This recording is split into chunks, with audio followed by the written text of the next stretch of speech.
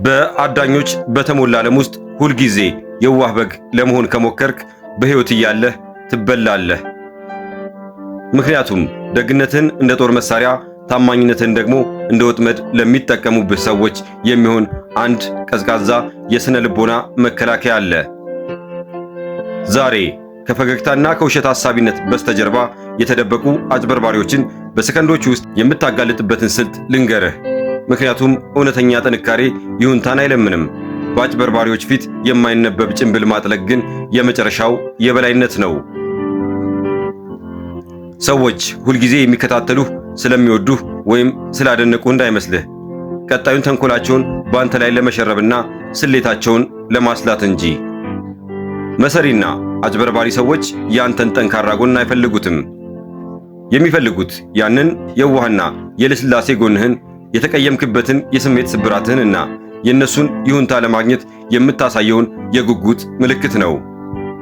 በንግግር ላይ ጥርጣሬን፣ በዓይንህ ውስጥ ደግሞ የጥፋተኝነት ስሜትን ካዩበት ቅጽበት ጀምሮ ጥቃት ይሰነዝራሉ። ይህ ዓለም ሁሌም በቅንነትና በነጻነት የሚወዳደሩበት መድረክ አይደለም። ይልቁንም ከውስጠ ወይራ ፈገግታ፣ ከውሸት ምስጋናና ለአንተ አስባለሁ ከሚል የጥፋት መጋረጃ በስተጀርባ የተደበቀ የሥነ ልቦና ጦርነት የሚካሄድበት መድረክ ነው እንጂ። ከቤት ስትወጣ ደግ፣ ታማኝና ግልጽ እንድትሆን ተምረህ ይሆናል። ነገር ግን ተንኮለኞች ያንን የዋህነትህን እንደ ጦር መሳሪያ ይጠቀሙበታል። ታማኝነትህን ያጣመሙታል። ልክ እንደ ጥንብ አንሳም በግልጽነት ውስጥ እየቆፈሩ ሕይወትህን ያመሰቃቅሏታል።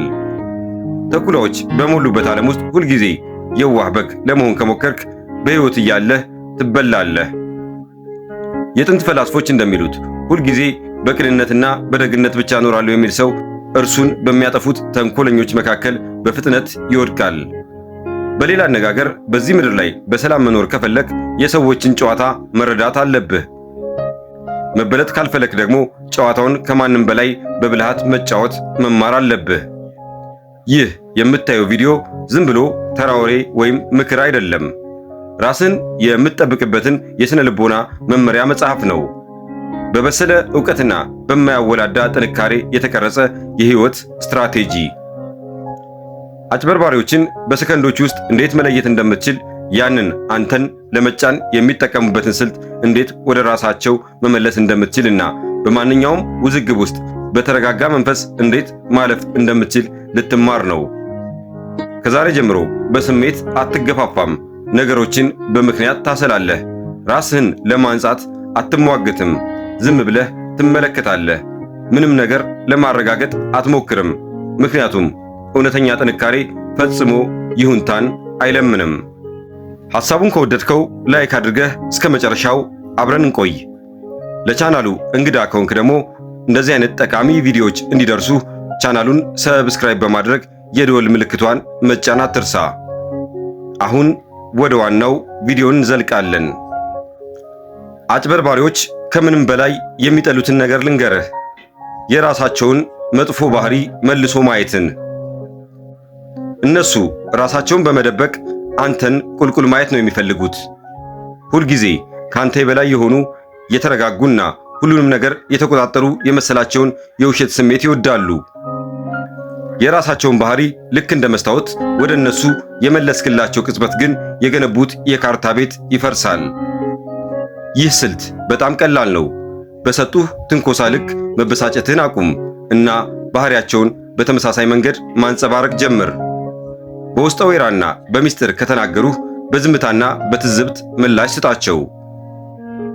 መልስ ለማግኘት ከገፉህ እነሱ የጠየቁህን ጥያቄ መልሰህ ጠይቃቸው። አንተን ለማጥመድ የሐሰት ደግነትና የፊት መላጣ ካሳዩህ በአክብሮት ግን ቀዝቀዝ ባለ መንፈስ አስተናግዳቸው። ግንኙነቱን ግን ስሜታዊ አታድርገው። ለነሱ የሚጠቀሙበት አዲስ መረጃ እየሰጣቸው አይደለም፣ ራሳቸውን እንዲታዘቡ እያደረካቸው ነው እንጂ። ይህ ለምን ይሰራል? ምክንያቱም ማጭበርበር የሚቻለው አንዱ አጥቂ ሌላው ደግሞ ተጠቂ ሲሆን ብቻ ነው። እነሱ ተንኮል ሲሰሩ፣ አንተ ደግሞ ስትበሳጭ ጨዋታው ይሞቅላቸዋል።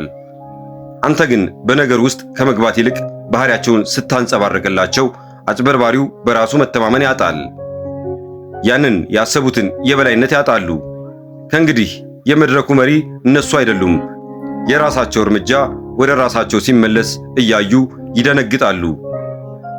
በእኛ ነባራዊ ሁኔታ ይህ ማለት አንድ ሰው አንተን ለማበሳጨት ሲሞክር በተረጋጋ ሁኔታ ትኩር ብለህ ማየትን ይመስላል። አንድ ሰው ያንተን ምስጢር ለመጎርጎር ሲሞክር ያ አስደሳች ነው፣ ለመሆኑ ለምን ፈለግከው ብሎ በፈገግታ መጠየቅን ወይም በቀላሉ ድምፃቸውንና ቃላቶቻቸውን በተቆጣጠረው ስሜት አልባነት መመለስን ያካትታል። ከነሱ ጋር እየተዋጋህ አይደለም፣ የራሳቸውን ጭንብል እያሳያቸው ነው እንጂ። ማስታወሻ፣ አብዛኞቹ ሰዎች የራሳቸውን እውነተኛ መጥፎ ገጽታ ለረጅም ጊዜ ተጭነው ማየት አይችሉም። አንተን ለማጠፍ በሞከሩ ቁጥር አንተ የበለጠ መስታወታቸው ሁን። ሁለተኛው ደግሞ የስሜት ባዶነት ወይም the emotion vacuum ነው። የአጭበርባሪው ትልቁ መሳሪያ የሱ ቃላት ሳይሆኑ ያንተ ስሜታዊ ምላሽ ነው። እነሱ በረቀቀ ትንኮሳዎች፣ በተንኮል ፈገግታዎች ወይም በተደበቁ ስድቦች የታጀቡ የሐሰት ምስጋናዎች ይፈትኑሃል። እናም በደነገጥክ፣ ራስህን ለመከላከል በሞከርክ ወይም በብዛት ለማስረዳት በሮጥክ ቅጽበት እነሱ ያሸንፋሉ። ምክንያቱም አሁን እነሱ በገነቡት ስሜታዊ ወጥመድ ውስጥ ገብተሃል። በአጭበርባሪው ሕግ እየተጫወትክ ነው። ነገር ግን የመጨረሻው ገዳይ ምት ይኸውልህ። ስሜትን ከሂሳብ ውስጥ ሙሉ በሙሉ አስወግድ። እንደ አየር አልባ ባዶ ቦታ ሁን። ቀዝቃዛ፣ ዝምተኛና የማይነበብ። ምላሽ መስጠት ስታቆም ቁጥጥሩ ያመልጣቸዋል። ጨዋታው ሲረጋጋ አጭበርባሪው ምን አይነት እርምጃ መውሰድ እንዳለበት ግራ ይገባዋል። ዝምታህ ሊቋቋሙት የማይችሉት መስታወት ይሆንባቸዋል። ያንተ ገለልተኝነት ሊጓዙበት የማይችሉት ጭጋግ ይሆናል። አንድ ሰው ሊያስቆጣ ሲሞክር ምንም አትስጠው። ቁጣን፣ የውሸት ፈገግታን፣ ግራ መጋባትንም እንኳን አታሳይ። የአይን ግንኙነትና ጸጥታ ብቻ። ባንተ ላይ ቆንጣጭ ቀልድ ቢቀልዱ አትሳቅ። አታርማቸው። ዝምታው እንዲሰፋ ተወው። የራሳቸው ጨዋታ ሲከሽፍ የሚመጣውን የኀፍረትና ያለመመቸት ስሜት እንዲጋፈጡት አድርግ። ይህ ማለት ስሜት የሌለው ደንዛዛ ሰው ሁን ማለት አይደለም። ስለ መሪነትና ራስን ስለ መቆጣጠር ነው እንጂ። ስሜት ጠላትህ አይደለም። ለአደባባይና ለጠላት የምታሳየው ስሜት ግን ጠላትህ ነው። በውስጥህ ሁሉንም ነገር ትረዳለህ። ነገር ግን በአጭበርባሪ ፊት ምንም አይነት ስሜት አታሳይም። ምክንያቱም ስሜት ማለት መረጃ ነው። መረጃን ደግሞ ለጠላት አሳልፈህ አትሰጥም። ሶስተኛው ደግሞ የጊዜ ብልሃት ወይም ስልታዊ መዘግየት፣ በእንግሊዘኛው ስትራቴጂክ ዲላይ። አጭበርባሪዎች ሁልጊዜ ነገሮችን አሁኑኑ በማለት ያጣድፉሃል። በፍጥነት እንድትመልስ ተጽዕኖ ያደርጉብሃል። በፍጥነት እንድትወስን፣ ወዲያውኑ ምላሽ እንድትሰጥ ይፈልጋሉ። ለምን? ምክንያቱም መጣደፍ ማሰብን ይገድላል እና በችኮላ ስትጓዝ ወጥመዱ ውስጥ እስክትገባ ድረስ አታየውም። እዚህ ላይ ነው ከሁሉም በላይ ትልቅ ኃይል ባለው ዘዴ ማለትም ነገሮችን በማዘግየት የእነሱን ምት የምታፈርሰው። እነሱ በሚጠብቁበት ጊዜ ወዲያውኑ ምላሽ አለመስጠት ትልቅ ጥበብ ነው። ጊዜን ማቀዝቀዝና እነሱ በራሳቸው ጭንቀት ውስጥ እንዲቀመጡ ማድረግ ስልታዊ ብልሃት ነው። ዝምታ ዝም ብሎ መፍዘዝ አይደለም። ልክ እንደ ሐኪም ቀዶ ጥገና ጥንቁቅ መሆን ነው። ይህ ዘዴ የእነሱን ዓላማ፣ አካሄዳቸውንና ተስፋ መቁረጣቸውን በቅርብ ለመታዘብ ዕድል ይሰጥሃል። ያ ተስፋ መቁረጥ ደግሞ ሁልጊዜም እውነተኛ ማንነታቸውን ያጋልጣል። ይህንን በዕለት ተዕለት ሕይወታችን ነው። አንድ ሰው አንተን ለመጫን ወይም ፍላጎቱን ለማስፈጸም በቴሌግራም ወይም በስልክ መልእክት ይልክልሃል። ይህን አሁኑኑ ልታደርግልኝ ትችላለህ? ወይም አሁኑኑ መልስ እፈልጋለሁ ይልሃል። አብዛኛው ሰው ሰውን ላለማስቀየም ሲል ይጣደፋል። አንተ ግን ሰዓታትን፣ ምናልባትም የተወሰነ ጊዜ ትጠብቃለህ። የአእምሮ ሰላምህን ትጠብቃለህ። በዚህ ጊዜ አጭበርባሪው መበጥበጥ ይጀምራል። በራሱ ተንኮል ላይ ጥርጣሬ መግባት ይጀምራል። ደግሞ መልእክት ሊልኩ ይችላሉ፣ ወይም ሊለሰልሱ ይችላሉ፣ ካልሆነም ሊቆጡ ይችላሉ። ይህም ስሜታዊ አለመረጋጋታቸውን ያጋልጣል። በማንኛውም መንገድ ግን አንተ ታሸንፋለህ። አንተ እዚህ ያለኸው ሁልጊዜ ለሰዎች እንደፈለጉ የምትታዘዝ አሻንጉሊት ለመሆን አይደለም፣ ውጤታማ ለመሆን ነው እንጂ። ስልታዊ መዘግየት ጊዜህን፣ ክብርህንና ማንነትህን ያስከብርልሃል። ይህንን ዘዴ በአካልም ተጠቀምበት። አንድ ሰው በንግግር ሲጋፈጥህ ወዲያውኑ አትመልስ። ቆም በል፣ ተንፈስ። በመጀመሪያ ዝምታው እንዲናገር ፍቀድ። ያ የጥርጣሬና የመቆጠብ ቅጽበት ሌላኛውን ወገን ያናውጠዋል። ዝምታውን በራሳቸው ፍርሃት መሙላት ይጀምራሉ። ካሁን በኋላ አንተ በተከላካይ መስመር ላይ አይደለህም፣ እነሱ ናቸው እንጂ። አትርሳ፣ ለአእምሮህና ለሰላምህ ማንም ሰው ወዲያውኑ የመግባት መብት የለውም። የዘገየ ምላሽ ድክመት አይደለም፣ እያሰብክበት እያሰላህበትና በራስህ ምርጫ መቼ ምላሽ መስጠት እንዳለብህ የወሰንክበት የብልሃት ማረጋገጫ ነው እንጂ። ሌላኛው የሽልማት ግልበጣ ነው፣ ሪዋርድ ሪቨርሳል። አጭበርባሪዎች በሁለት ትልልቅ መሳሪያዎች ያጠምዱሃል፣ በምስጋናና በጥፋተኝነት ስሜት። በምስጋና ሊያታልሉ ካልቻሉ እኔ ለአንተ ስል በማለት የጥፋተኝነትን ስሜት እንዲሰማ ያደርጉሃል። አንደኛው ያንተን ኩራት ሲኮረኩሩ፣ ሌላኛው ደግሞ ሕሊናህን ይወቅሰዋል። ለሁለቱም ወዲያውኑ ምላሽ ከሰጠህ ቀድሞውኑ በቁጥጥር ስር ውለሃል። ነገር ግን ዋናው ለውጥ እዚህ ላይ ነው። ሽልማቱን ከመቀበል ይልቅ ትገለብጠዋለህ። የእነሱን ይሁንታ መፈለግህን አቁመህ የራሳቸውን ማረጋገጫ እንዲፈልጉ ታደርጋቸዋለህ። ይህ የሽልማት ግልበጣ ይባላል። ባህሪያቸውን በማጽደቅ በትኩረት ወይም በስምምነት ከመሸለም ይልቅ ሆን ብለህ ትኩረትን ትነፍጋቸዋለህ። አጭበርባሪዎች ከምንም በላይ የሚፈልጉትን ነገር ማለትም ያንን ስሜታዊ ምላሽን ታስወግዳለህ። ይህንን በዝርዝር እንየው። አንድ ሰው ከመጠን በላይ ሲያሞካሽህ፣ በዚህ ነገር በአንተ የሚደርስ የለም፣ አንተ እኮ ልዩ ነህ እያለ ሲደልልህ፣ በኩራትህ ሊያጠምድህ እየሞከረ ነው። አብዛኛው ሰው ይህንን ይውጣል፣ ፈገግ ይላል፣ ያመሰግናል፣ እናም ውለታ መመለስ እንዳለበት ያስባል። ነገር ግን በቀላሉ ራስን በመነቅነቅ ወይም በተሻለ ሁኔታ ርዕስ በመቀየር ምላሽ ስትሰጥ አንድ ነገር ታሳያለህ። ያንተ ምስጋና አያስፈልገኝም፣ እኔ ቀድሞውኑ የራሴን ዋጋ አውቀዋለሁ። አሁን ደግሞ ስለ ጥፋተኝነት ስሜት እንይ። ይህኛው ባህላችንን ተገን አድርጎ የሚመጣ በጣም ተንኮለኛ ዘዴ ነው። ከዚህ ሁሉ ካደረግኩልህ ነገር በኋላ ወይም ለአንተ ብዬ እኮ ነው ይሉሃል። እዚህ ላይ አጭበርባሪው ጥሩ ክብሩና አቃፊ ሆነህ ለመታየት የምትፈልገውን ፍላጎት የተጠቀመበት ነው። ነገር ግን በድጋሚ የሽልማት ግልበጣ ወደ ጨዋታው ይገባል። ትኩረቱን የምታዞረው በመከራከር ሳይሆን በስሜት አልባነት በመቆየት ነው። በቀላሉ በዚህ ጊዜ አይሆንም አመሰግናለሁ ትላለህ እና ትተዋዋለህ። አታብራራም፣ አትከላከልም። ምክንያቱም የጥፋተኝነት ስሜትን ለመከላከል መሞከር ጥፋተኛ እንድትመስል ያደርግሃል። አንድ ጠንካራ የገሃዱ ዓለም ምሳሌ በሥራ ቦታ ወይም በዕለት ተዕለት ሕይወት ውስጥ አንድ ተንኮለኛ ሰው አንተ ልትናደድ ወይም ልታንስ እንደምትችል እያወቀ ያደረግከውን ሥራ ወይም መልካም ነገር የእርሱ አስመስሎ ክሬዲት ይወስዳል። አንተ ግን አትናደድም፣ አትቀናምም። ይልቁንም ያንን አጭበርባሪ ሙሉ በሙሉ ችላ በማለት በቦታው ላለ ሌላ ሰው ስላበረከተው እውነተኛ አስተዋጽኦ በሰዎች ፊት ታመሰግናለህ። የሚፈልጉትን ምላሽ ከልክልሃቸዋል። የትኩረት ማዕከል መሆንን ነፍገሃቸዋል እና ኃይልህን ወደ መረጥከው ቦታ አዙረሃል። ያ ያለምንም ጩኸት የበላይ መሆን ማለት ነው። ሌላኛው የማይነበብ ጭንብል ነው። ግልጽነትና ቶሎ መታወቅ ሊተነበይ የሚችል ያደርግሃል። ብዙ ምስጢር አለመያዝ ግን ለጥቃት ያጋልጠሃል። አጭበርባሪዎች ሰዎችን ልክ እንደ መጽሐፍ ያነባሉ፣ ልምዶችን ይመለከታሉ፣ ንጹሕ በሚመስሉ ጥያቄዎች ያጠምዱሃል። ታዲያ ምን እያሰብክ ነው? ቀጣይ ቅድህ ምንድን ነው ይሉሃል።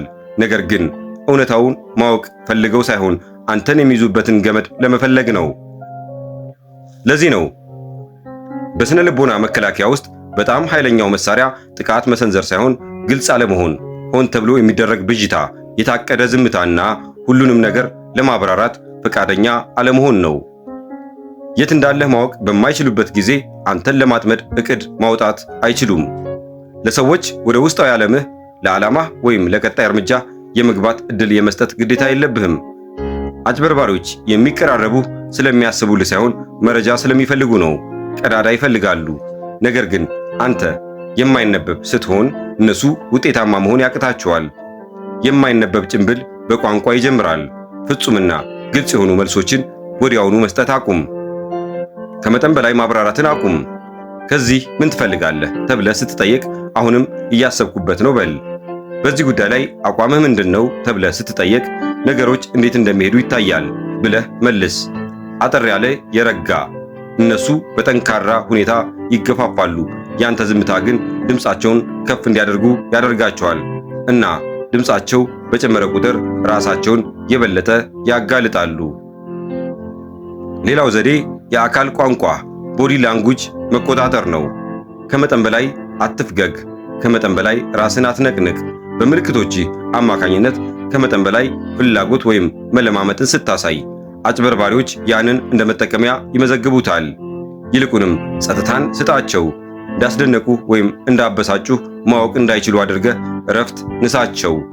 አሁን አንተ እንቆቅልሽ ነህ እንጂ ሰለባ አይደለህም። ሌላኛው ደግሞ የመልቀቅ ዛቻ።